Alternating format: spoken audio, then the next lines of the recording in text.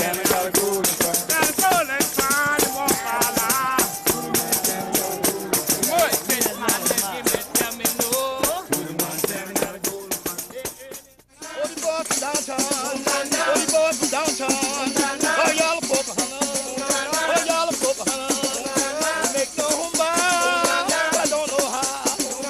I meet everybody. I meet everybody. And I am the big chief. I am the big chief. I am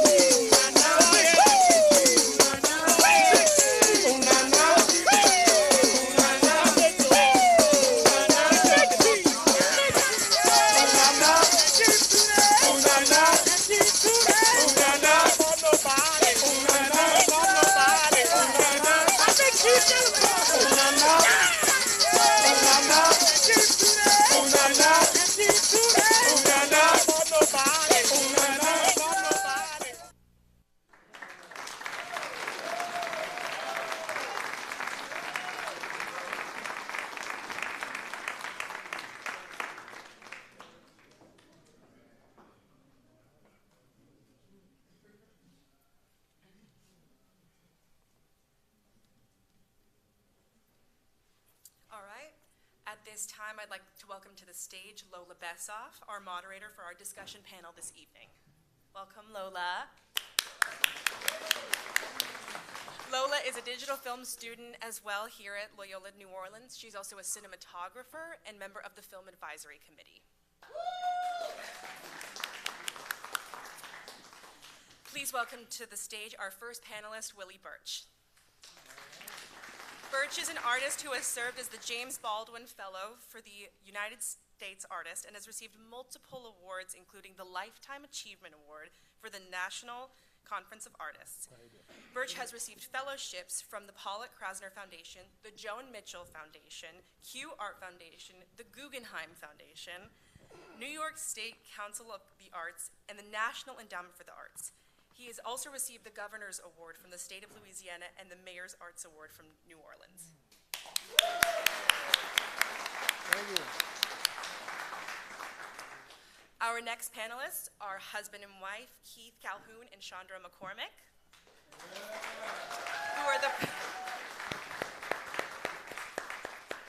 who are the producers of Testimony of Big Chief.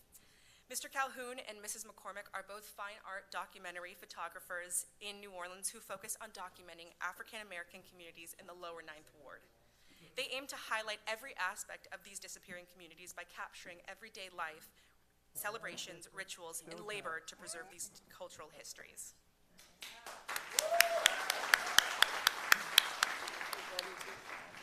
That's right. Last but certainly not least, it is our honor to welcome to the stage Daryl Montana, son of Alice and Tootie Montana.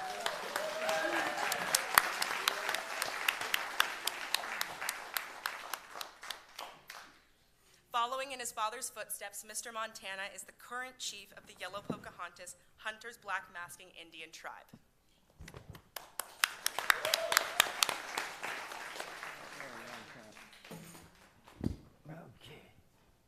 All right, can we get another round of applause? That was incredible, incredible. We truly just want to thank the four of you for being with us tonight. It is such an honor to kind of display this work of art in this piece of history. How are you all feeling? How does it feel to be back? Yeah? I'm nervous. But you're nervous, huh? Yeah. Right, yeah. Me too. Y'all used to that, though. Well, Mr. Montana, Yes. Tell us about the progression of your role in the Yellow Pocahontas Hunters Black Masking Indian Tribe. Since the documentary took place, where are you now? Where does the tribe stand? Right now I'm at almost 51 years. My daddy did 52. I need to say this, though, and I always say this, that, my daddy did 52, I'm at 50. And I truly believe in my horse of heart, because I started when I was 8, making suits. And I truly believe that, I don't believe it'll ever happen again in the history of this city, that they will have a father and a son together to do over 100 years. I believe,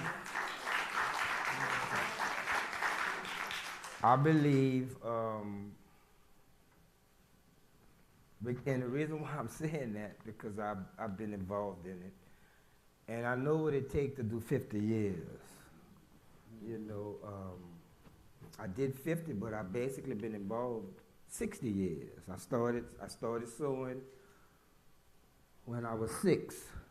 I made my first suit at 8, and I've basically been making them ever since. As far as the progression of the tribe, after I got to 48 years, I had a conversation with my daddy. We had an argument. And the argument was because I was telling him that, you know, he did his 50, and I kind of felt like now it's time for you to take my mom and travel. So that was the conversation where it got kind of heated. My mama come from the grocery store, and we still outside in front of the door. We arguing, and she telling us to come inside. Well, anyhow, he said to me, he said, "Well, you think you're gonna do 50 years?" And I told him, "No, I'm not gonna do 50 years." I said, "That's your legacy, not mine." So I promised him that I would not do 50.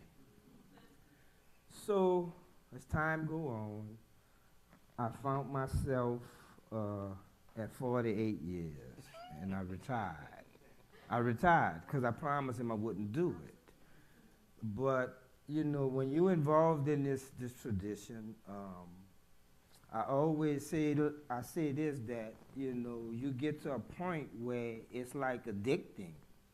You know, where you feel like that's what you need to be doing, especially when you get around this time of the year. And I wind up coming back, but I never really thought that I would do the 50 because I had promised. As far as the tribe, you know, by me going out for a minute, I kind of was waiting to see if somebody in the tribe would step up. You know, I've been carrying this ball for 48 years. Now it's time to hand it off to somebody else, but nobody stepped up. And I waited 4 years. I stood out for 4 years, and nobody stepped up. So I realized that, you know, because it's not an easy task, I realized that if their tribe is going to survive, I have to be the one to make it happen. And that's where I'm at with it today. I'm basically building again. You know, when my daddy had the tribe, I think it was 7 tribes came out of the tribe. Now, as me being chief, 2 tribes have come out of mine. So my thing is just making sure that the tradition continues. That was what was really touching to my daddy. He wanted to make sure that on North Village Street, that he wanted to make sure that it's Mardi Gras in that neighborhood. And you know, I found myself, when I did Mass, I kind of felt like I need to put feathers on, you know, and that's where I'm at. So I'm basically building again. You know, I have some members of my tribe that's here. One of the gentlemen told me this year that it was going to be his last year. Tyrone Yancey. He's sitting in the front here with the green jacket on. And the thing about it is this, I just need to say this, is that it's not about one person in the tribe. My thing is this. Yes, it's hard for me, and I know it's hard for you, but in order to make this thing work, we all gotta keep doing it. You know, we gotta keep pushing. I always say this, that because there's a whole lot of Indians throughout the city, and you know, I guess they go through the same things that we go through as well. I always say this, that if a person give 1 hour of their time in life, because life is short, and if you give 1 hour of your life to this tradition, then you gotta give them respect. So my daddy was one, he was about respect, and it's not an easy task. Absolutely, absolutely. That's beautiful. What about this? What about this culture makes it so generational? What is it that drove you to really pick this up after your father? Again, when I first got involved in it, I never wanted to be the chief. I can say this, that I never had an opportunity to be a spy boy. For 15 years under my daddy, I was basically just an Indian. I never had a chance to be a spy boy. I never had a chance to be a flag boy. And after 15 years, my daddy wound up giving me a position. My very first position I got was the trail chief. Put me way in the back, you know. And then after that, I worked my way. I went to third chief, second chief, and he made me the big chief. And I'm so glad that I went through it that way, because I earned my position. You know, I didn't come out the first year and I was a spy boy, I was a this, or I was a that. You know, a lot of times I didn't agree with a lot of decisions my daddy made, but that was my chief. And that's the respect I gave him. And folks would see me on the street and say, "You massing this year?" I said, "Yeah." And they asked me, "With who?" I'm massing with my daddy. But you know, that was my chief. And in it, you got to give your chief the respect. I said this to one of the gentlemen that's in the film. He's deceased now. And when I was becoming chief, a lot of people were saying that you got big shoes to fill, you know. And my thing is this: I don't try to be my daddy. I try to be me. And I kind of felt like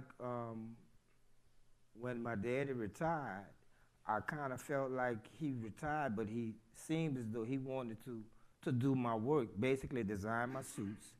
And I basically wear his work. Right. And I say, I have a brain too. Absolutely. You know what I'm saying? Absolutely. So I do my own suits. Right. And I could say this, that I could be locked in a supply house for a whole year. And I challenge most guys, you know, because when you're involved in this tradition, you kind of get a little cocky. You got to be cocky. Absolutely. You know, and you could lock me in a supply house for a whole year. Yeah. And I can't leave out. You bring me my breakfast, lunch, and dinner.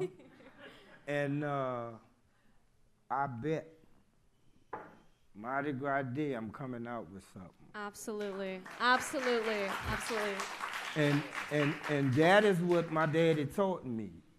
You know, I always felt like this within a tradition, that I think he was my worst critic. And I really believe and I feel that I'm glad I came up in it the way I did. Absolutely. It was not given to me on a silver platter, and I believe that when you are given something on a silver platter, you don't cherish it as much as you would if you have to do the blood, sweat, and tears to make it Absolutely. happen. Absolutely. So that's where I'm at with it. The thing about it is I teach. You know, it's about passing it on. Absolutely. Family is so important. If my job, my responsibility is to teach. Absolutely. I teach. Thank you. And that's where we at. We're passing it on. Thank you. That is so beautiful. Family and tradition. Family and tradition. Ms. McCormick and Mr. Calhoun, walk us through the process of this project. You know, we understand that you have been photographing Mr. Tootie Montana for quite some time. So how did this project really come to fruition? What did that look like for you two? I can't. We have been, as you know, or have found out, we had been photographing Mr. Montana, and it probably had been 15, 20 years. And the New Orleans Museum of Art wanted to do an exhibition of his suits. And they wrote a grant to get the funds to do the exhibition. And when they met with Mr. Tootie, he told them, he said, well, I want Keith and Chandra to photograph me because they've been following me for years. And so that's how we became a part of the project.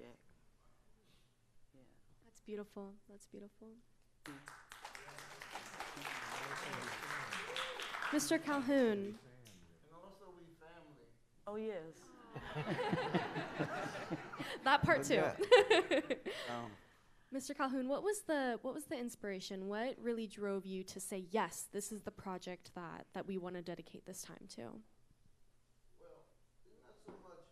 One thing I'm respecting about Mr. Montana, Chief Montana, he was very conscious of making sure that somebody from his community documented him and presented him at the museum. And that was a great honor for me and Chandra, to be able to try to show him his best life. Absolutely. What was your favorite moment capturing Chief Tootie Montana for you two? You could start if you want. But There's so many moments Right. with Chief. I mean, we was there through the night to watch the whole process, but he never went to sleep. You know, it was like crazy. I admire Miss Joyce Montana because at one point the whole community had took over the whole house, and everywhere you look, there was so many a production going on. Yeah. It was like, I think I picture Mr. Montana sleeping with the people in his hand. that's what I was gonna say. They don't go to sleep, and if they go to sleep, it's like this, you know, for a little bit, or they say, I'm gonna go and take a nap, but they're back in like 15 minutes. I mean, I was wild from taking the pictures. And I was like, but just to see the love in the community, that's one of the best moments when you go into the living room.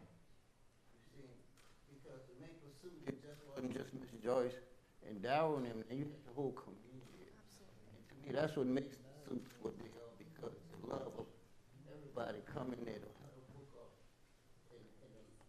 And now since gentrification, I won't too much into that, but the love of the community started and vanished when I was Right. through them streets now. So I'm very fortunate to catch the young Pocahontas and Mr. Montana in his full state, you know. And like if you all looked at the film, when you saw the ending and Mr. Montana came on the porch with his arms spread and everybody is cheering, that is the excitement of the day. The love. People will stand out there all day to see Mr. Montana come out. You know, So and beautiful. It was a ritual. Preserving history. What a fantastic way to do so through a really fantastic medium. That's beautiful. Mr. Birch, tell us about your relationship with Chief Tootie Montana. What did that look like for you? Well, I was thinking about this all day. The first time I saw Tootie, Mr. Montana, but I call him Tootie. Tootie and I were friends. I was in New York. I lived in New York for 25 years, and I'm looking at this documentary, and I see this incredible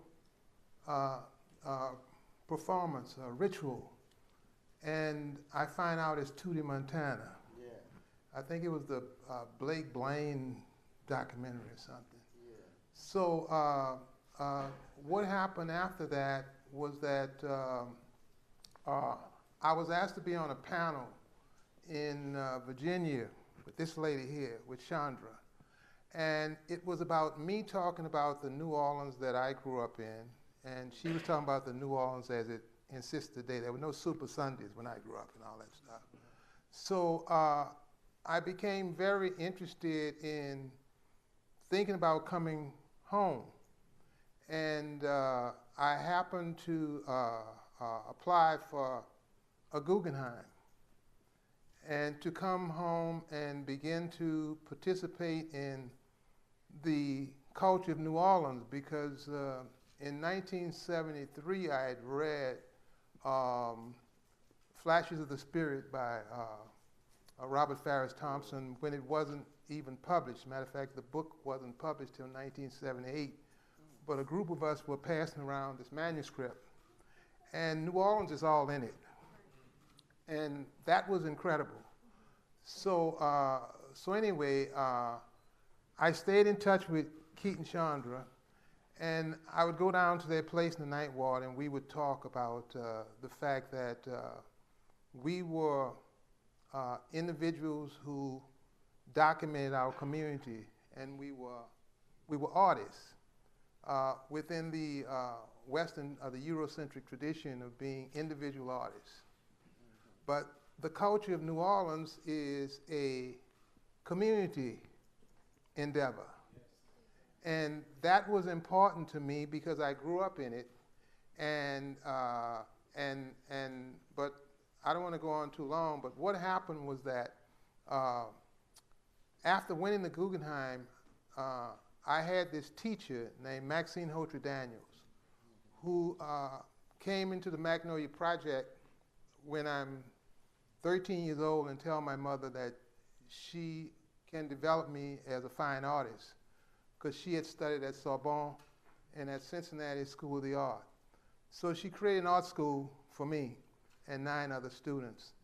So I've been pursuing my entire life to become this artist, and I'm lucky enough to have received all kinds of awards to validate that I can play, and I mean play, I mean not just in terms of New Orleans and the United States. I can play with the Picassos, I can play with the Matisses. That's always been that's my ego. So what happened was that I was looking for a place to stay with the money from the Guggenheim, and I had an aunt named Rosie Smith, and her husband was Reverend Smith, and I had cousins who live on, I think it was Annette at St. Anne Street, and so each summer as a small child I would come and spend time with my aunt, so I knew the area. But everybody said, no, Willie, maybe you should want to go over to Marigny side. And I'm saying, no, I need to be in the heart because this is what I came back here to do. And I found out about Ferdinand Bogart and Tootie Montana, and Ms. Daniel, one of the houses she offered me to buy was on Villeray Street. So I bought this house on Villeray Street between Frenchman and Toureau and set up my studio. And then I had this friend of mine that I knew from college who was the principal at AP Toureau, which was formerly Couvent. And she found out I was back in New Orleans, and she decided to invite me to her school to give a slide presentation. And not knowing, I arrived at on Parker Street at the school, and who was there? Tootie and Joyce. So they invited me, and Tootie and I immediately hit it off. Now, I don't know if that's because we Sagittarians or what, but we immediately hit it off. Yeah. And then the principal, who was named Mildred Labatt, she had the school band to welcome me into the community. So they did a second line. Yeah. Now, somebody who hadn't lived in New Orleans since 1969, that was an incredible experience for me because I knew that those rituals mean things. That mean that they will welcome me into the community, and the nature that hopefully these people here would open up to me and allow me to develop whatever type of imagery I wanted to do of them. It just became that much more comfortable to do. Absolutely. So in the process of Tootie, I would visit his house, and we would just talk. And I was telling Keaton Chandra while we were seeing the movie, because I've never seen the movie. The only thing I remember from the movie is me saying that it's ludicrous to believe that somebody can just come and wipe out your culture. and because I'm an avid reader, I have tons of books, and in terms of African retentions, I've spent my whole life studying the history of people in terms of the diaspora, Absolutely. from Mexico to Jamaica to Cuba and New Orleans, Haiti, Absolutely. and they all interconnect. So I begin to tell too that say, you are an artist, man. You know, you're an artist, and this whole idea of being a Mardi Gras Indian, I understand that. But for me, the difference between Tootie and I was that Tootie worked in a collective. Right, within the The tribe. cultural, you asked Darryl a question earlier, and it dealt with what about this tradition that makes us continue to make the suits? Right. Because it's about community. Community. Okay, so for me, I work as individual, but it's with the same intent to make the best pieces that reflect my existence and the existence of the people who I come out of. And one time in the past, somebody asked me, why do I make these narrative, figurative imagery, which is opposed to sometimes Eurocentric thinking, which is about minimalism and all of these other isms. And my reply was that is because I want my mama to understand. Wow. Yeah. And so that was very, very important to me, that my Absolutely. mama understood. And if my mama understood, Then it's all good.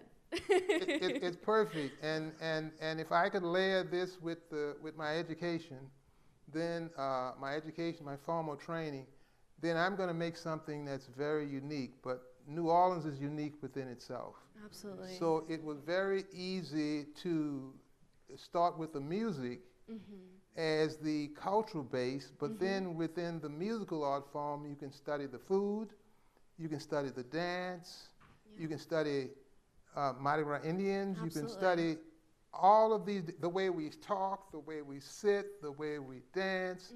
And the other thing is when the first time I introduced my mother to Tootie, she and Tootie started speaking patois. And I had never heard my mother speak patois because it was not allowed in her upbringing. Truly. So Tootie and I had these incredible stories that we could tell to each other, and just became really sit in his rose garden backyard and just talk about what we want to do. So and beautiful. and so there was a natural love there, and he was like 20 years older than me. But still yet there was something that I could bring to him that was that made sense, that I could gain his respect. Absolutely. Because my interest was his interest. And we were people placed in a unique situation as African people, and at the same time, because of the nature of New Orleans, we could find a way to take what's there. Absolutely. To deal with our oppression and deal with all of the other things that we've had to deal with in terms of becoming this great city. I'm well traveled, all over the world, and I don't care where I go. I remember I'm in Egypt and I started singing Iko Iko one day. This troubadour started playing Iko. It's really the and resilience of culture. And I'm sure that it had to do with just a universal ritual. So you begin to understand how important New Orleans is. Absolutely. And where that fits. And so in terms of me developing to where I am now, because I'm 81 years old, it's fascinating because now at 81, I'm really doing my best art. Snaps to And- that. Snaps to that. It's so wonderful. Thank you all.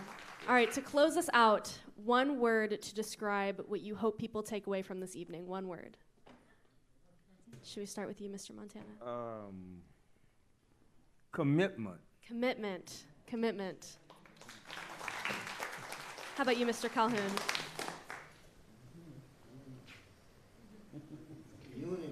Unity. Ms. McCormick? Kind of took both my words, but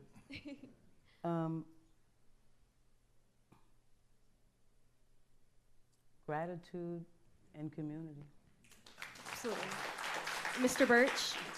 Love. Love. Thank you all so much. Thank you, thank you, thank you.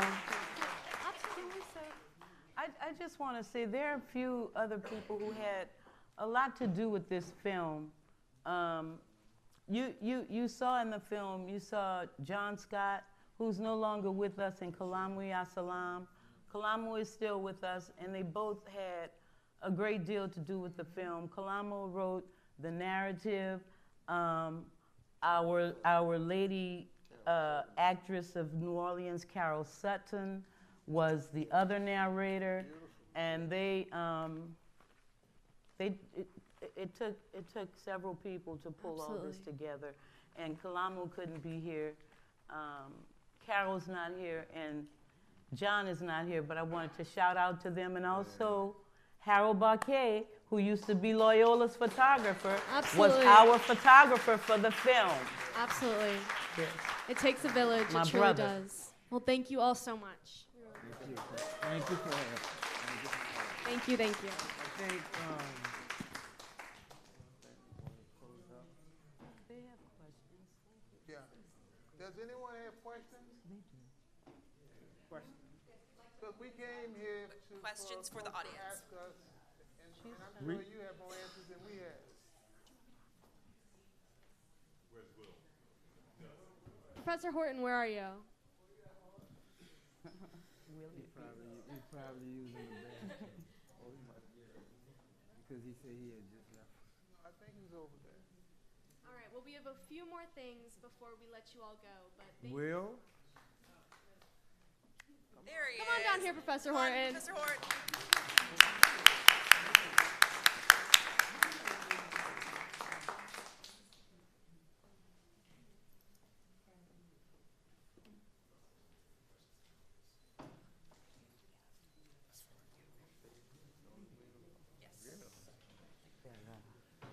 And now a few words. All right. Yes. So before we introduce the Dean of the School of Communications, Dr. Cheryl Heidel, Professor Horton would like to say a few words. I'd like to, first of all, round of applause for these students.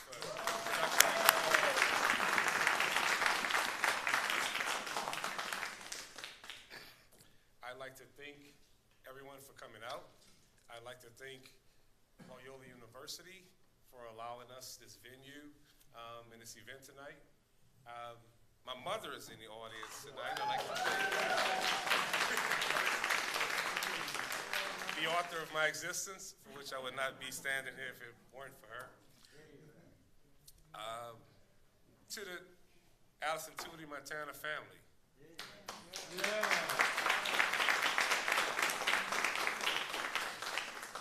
Thank you for entrusting your father's legacy to then a 25-year-old kid behind the camera. Thank you. Keith and Chandra, same to you, producers, come and get me at the Treme Center and believing in me and trusting my vision with this film. Thank you, yeah. Thank you. It was a great journey for me going into a world that I had never experienced, that most never get to experience. But to sit down at the Montana table with Chief Darrell Montana and his family and Tootie, and to hear the stories and the legacy, you get to, as a young man, you get to learn about matriarchy. You get to learn about being a leader. Allison Montana was not just a leader of his family, and not just a leader of his gang, but also a leader of his community. Amen. And in many cases, a leader of New Orleans. Yeah. We all know how he transitioned as that, as we would say, and the masking Mardi Gras Indians version of Martin Luther King, or Drum Major for Justice. He transitioned at City Hall fighting for the rights of the masking Indians and for Black New Orleans to have justice. So that we commend Alice Tootie Montana for that legacy.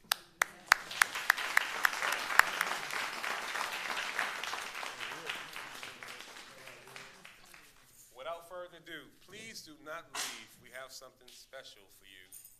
If you are a Black Mexican Indian from the Black Mexican Indian community, please stay tuned. We're going to ask you to join us with, you know how we always close out. So I'm going to call up the Dean of the School of Communication and Design, who helped pull all this together, to come up and say a closing. Dr. Cheryl Haydell Kennedy, a New Orleans native as well. Thank you. Thank you, everyone. On behalf of our faculty, staff, and students, I want to say thank you. Thank you for coming this evening. My one word would be honored. We are so honored to have this caliber of documentary, all the guests that are here with us today. It's a testament to not only everyone in this room, but wow, Chief Tootie Montana, I'm just blown away, right? I'm a New Orleans native, and I learned so much tonight that I did not know about. I want to thank Professor Will Horton, who came up. All of this is his idea. I'm just here to be a supporter, but I thank him for trusting me and trusting all of us with this. So thank you so much, Professor Horton. I want to thank our students who did a phenomenal job tonight. And again, I just want to say thank you. Thank you for coming. Thank you for spending time with us. I think on behalf of our approximately 80 digital film students that we're educating here, this is a testament to the level of teaching that we have, and really the investment we have to produce students who will go out and leaders who will go and be change makers, pulling from this legacy. So I say thank you so much, and have a great evening.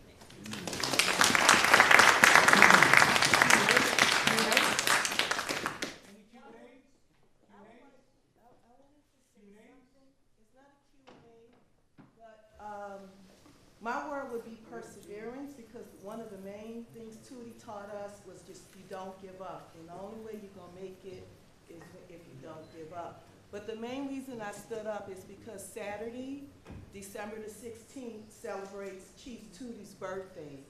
And if I'm counting right, it would be 101. Yes. We would commemorate his 101 birthday.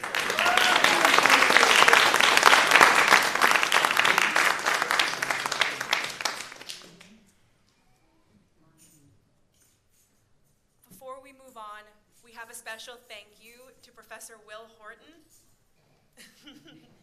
If we could have the rest of the volunteers come out.